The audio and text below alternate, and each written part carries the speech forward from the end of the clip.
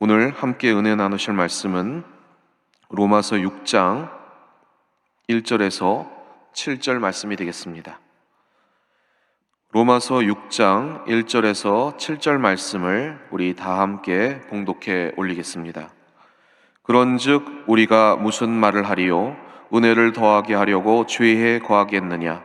그럴 수 없느니라. 죄에 대하여 죽은 우리가 어찌 그 가운데 더 살리요? 무릇 그리스도 예수와 합하여 침례를 받은 우리는 그의 죽으심과 합하여 침례를 받은 줄을 알지 못하느냐? 그러므로 우리가 그의 죽으심과 합하여 침례를 받음으로 그와 함께 장사되었나니 이는 아버지의 영광으로 말미암아 그리스도를 죽은 자 가운데서 살리심과 같이 우리로 또한 새 생명 가운데서 행하게 하려 함이라.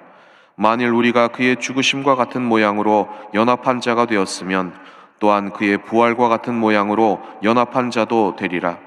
우리가 알거니와 우리의 옛사람이 예수와 함께 십자가에 못 박힌 것은 죄의 몸이 죽어 다시는 우리가 죄에게 종노릇하지 아니하려 함이니 이는 죽은 자가 죄에서 벗어나 의롭다 하심을 얻었음이라.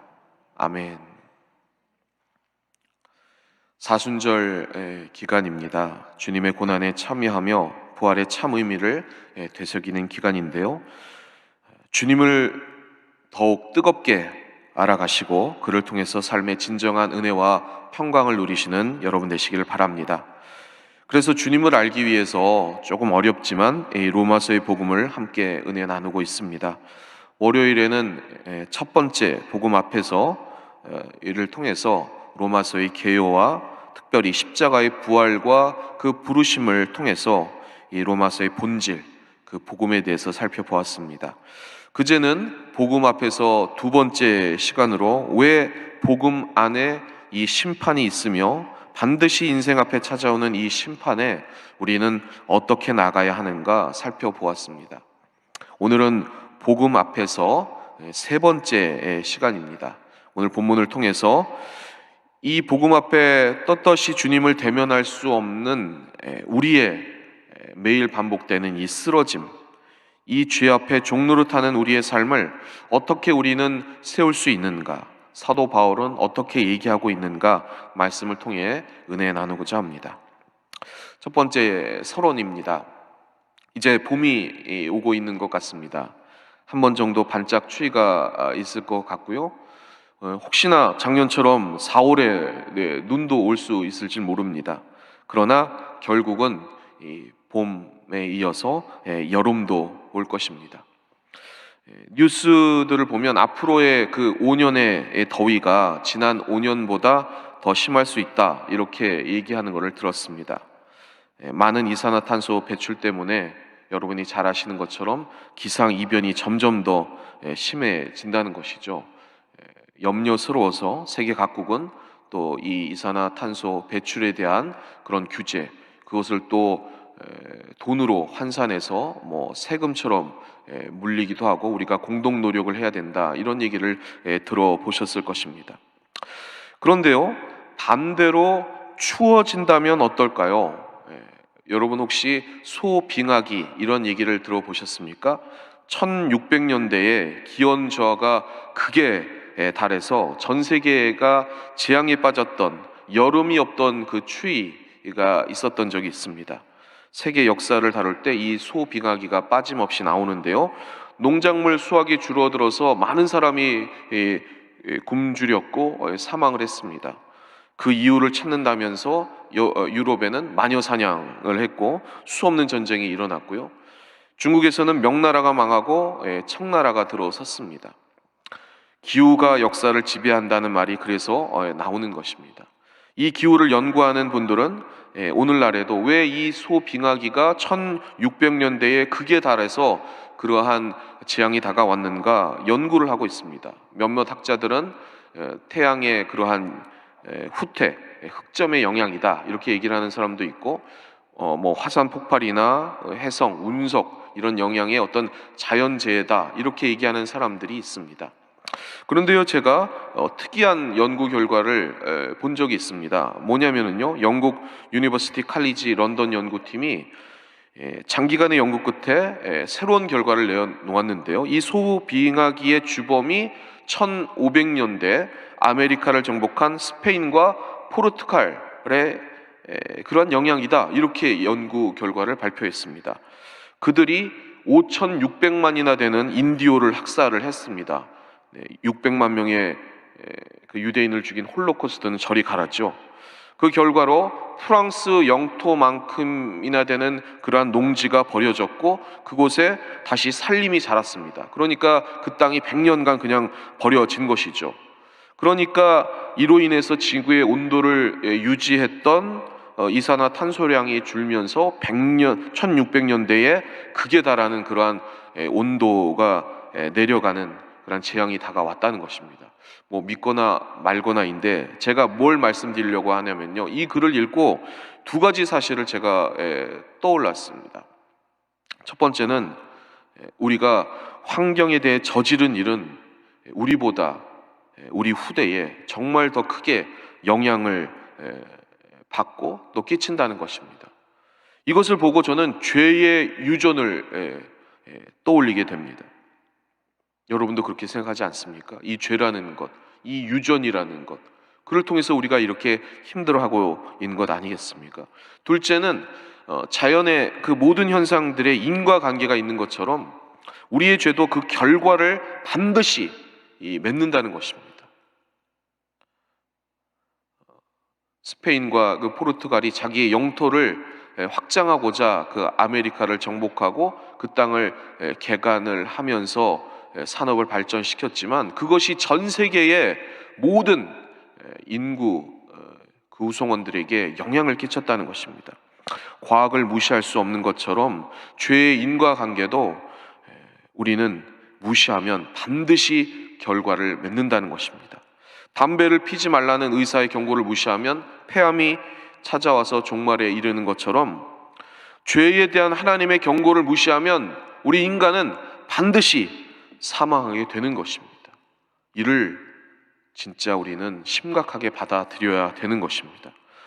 그래서 두 번째, 이 심각한 이 사망, 이 죽음을 하나님께서는 그냥 놔두지 않으시고 생명으로 바꾸기 위한 노력을 하셨다는 것입니다. 그것이 두 번째입니다. 어떤 사람이 이 담배를 피우면서 내가 이렇게 해야 호흡기를 다루는 내과 의사들이 돈을 벌지 않겠느냐, 이렇게 말한다면 그 사람이 정상이겠습니까? 그처럼 죄를 자꾸 져야 하나님의 나를 위한 은혜를 더 준비하실 게 아니냐, 이렇게 하는 말이 정상일 리 없는 것입니다. 그것이 오늘 사도 바울의 강변입니다. 6장 1절 2절인데요 합독을 하시겠습니다. 로마서 6장 1절 2절입니다. 그런즉 우리가 무슨 말을 하리요? 은혜를 더하게 하려고 죄에 거하겠느냐? 그럴 수 없느니라. 죄에 대하여 죽은 우리가 어찌 그 가운데서 더 살리요? 이를 나의 일이라 생각하며 객관적으로 바라보는 사람은 어떻게 해서든 살 궁리를 하기 마련입니다. 하나님도 사람을 바라보시며 긍휼히 여기셔서 그 사랑의 마음으로 마찬가지의 생각을 하셨습니다. 폐를 망가뜨린 사람이 살기 위한 마지막 방법 뭔지 아십니까, 여러분? 폐를 이식하는 것입니다. 남의 폐를 떼어와서 자기 몸에 심는 것입니다. 그래서 우리의 죄의 결과로 인한 사망을 막기 위해서 하나님께서 하신 마지막 방법도 바로 그것입니다. 예수님의 몸을 십자가에서 희생시키셔서 그 피를 사람에게 주셔 살리는 것, 그러한 방법을 쓰셨다는 것입니다.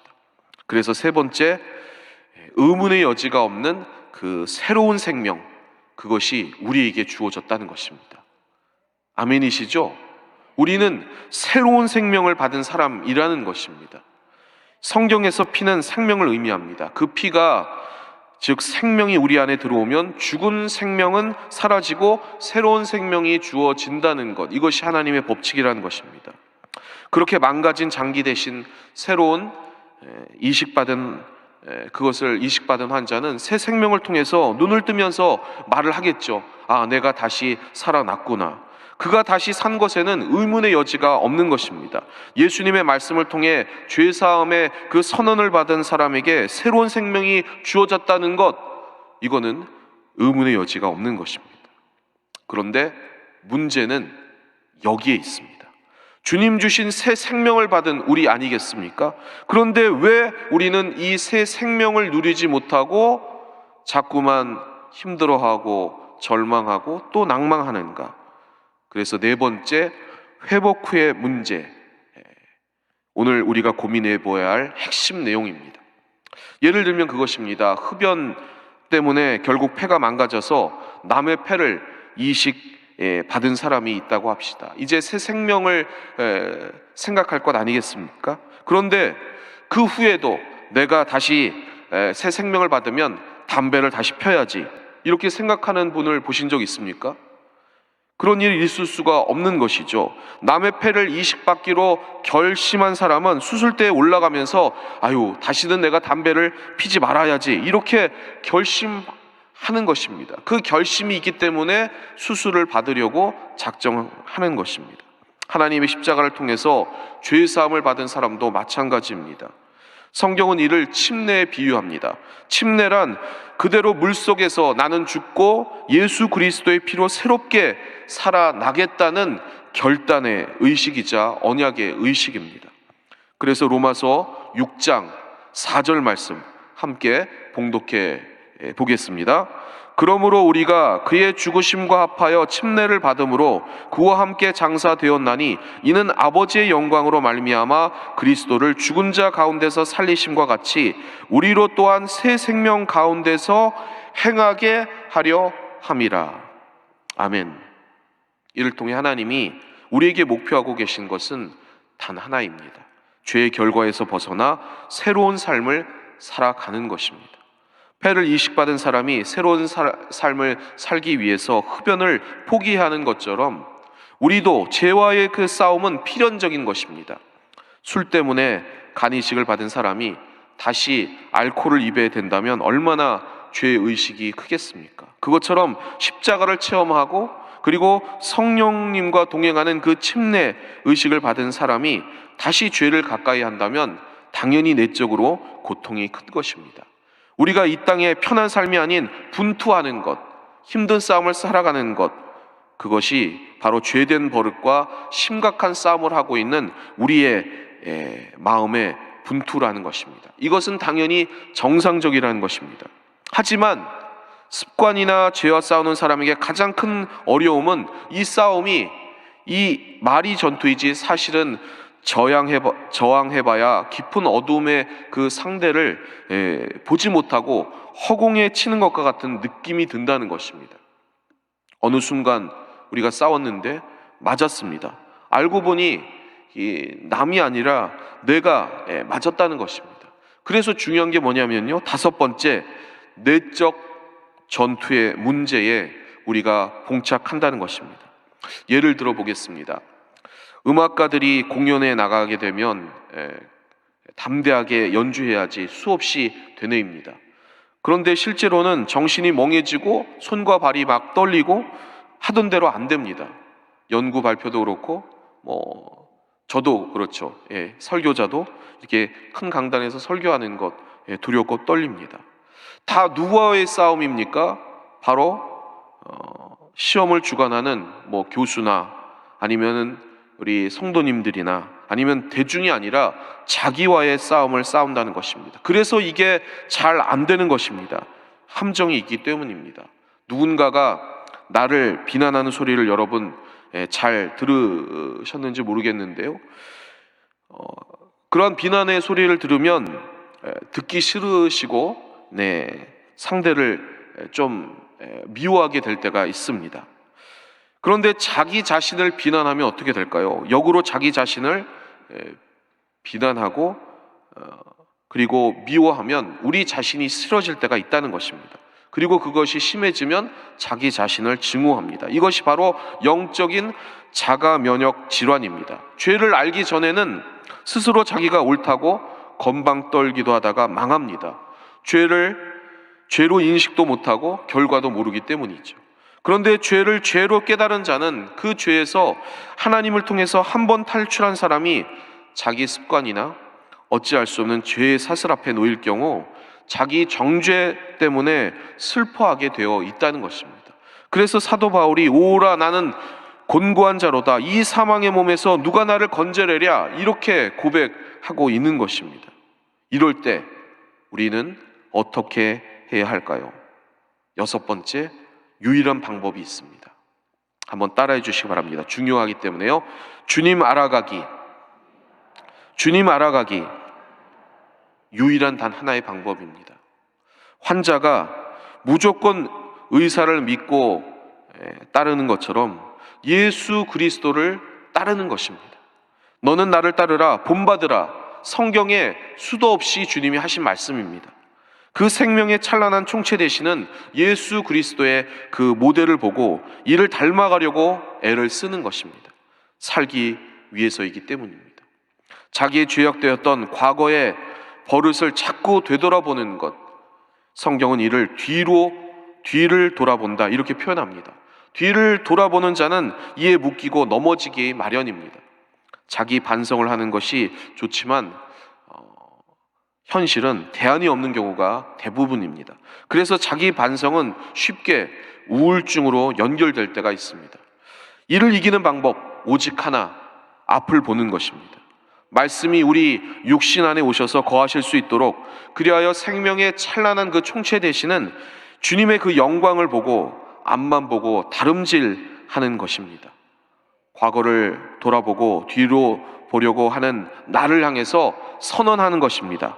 보지 마라, 그 사람은 죽었어. 이제 십자가, 예수님과 함께 달려 우리는 옛사람이 죽었으니 이젠 우리는 더 이상 죄의 종이 아니야. 이렇게 선포해야 될 줄 믿습니다. 그것이 오늘 사도 바울의 주장입니다. 6절 중요한 말씀이니까 우리 크게 합독해 보겠습니다. 우리가 알거니와 우리의 옛사람이 예수와 함께 십자가에 못 박힌 것은 죄의 몸이 죽어 다시는 우리가 죄에게 종노릇하지 아니하려 함이니. 죄로 인해서 과거의 어떤 그러한 트라우마로 계속되는 반복되는 그러한 자범죄, 그것 때문에 힘들어하신 분들은 특히 이 선언을 주목해 보시고 매일 말씀을 붙들고 힘차게 선포하시기 바랍니다. 나는 더 이상 죄의 종노릇이 아니다. 이 사단아 물러가라. 반드시 주님께서 힘을 주시고 이 선언을 통해 앞을 볼 수 있도록 우리의 힘이 아니라 성령의 힘으로 일어설 수 있게 해 주실 것입니다. 그리고 또 중요한 것이 있습니다. 우리가 그러면 어떻게 이 앞을 보고 나아가는가, 이 방법의 문제가 있습니다. 약간 이야기를 좀 바꿔보면은요, 사람의 성향을 구별하는 여러 방법이 있는데 그 중에 하나가 일을 만드는 사람이 있는가 하면 만들지 않는 사람이 있습니다. 어떤 분들은 지금까지 해오고 있는 일만 계속하고 그 자리에 머무르려고 하는 그런 분이 있습니다. 이른바 전통 안에 머무는 것이죠. 좀 나이가 들어감에 따라 그런 경향이 있습니다. 편한 대신 새로움이 없는 것이죠. 그런데 또 다른 분은 자꾸 새로운 것을 계획하고 행사를 만듭니다. 이를 쫓아가는 사람은 지쳐 죽는데도 무조건 앞을 계속 나아가면서 일을 만드는 것이죠. 그만 좀 해라 해도 소용이 없습니다. 저는 이 두 부류의 사람에 대해서 장단점을 말하거나 가타부타를 얘기하는 게 아닙니다. 그러나 하나 제가 일을 만드는 분을 보고 부러운 것이 있습니다. 일을 두려워하지 않는 분들이 예수님을 믿게 되면 앞만 보고 주님이 주시는 일을 향해서 달려가고 쫓아가려는 성향이 강하다는 것입니다. 그러니 뒤를 돌아볼 시간이 없는 거죠.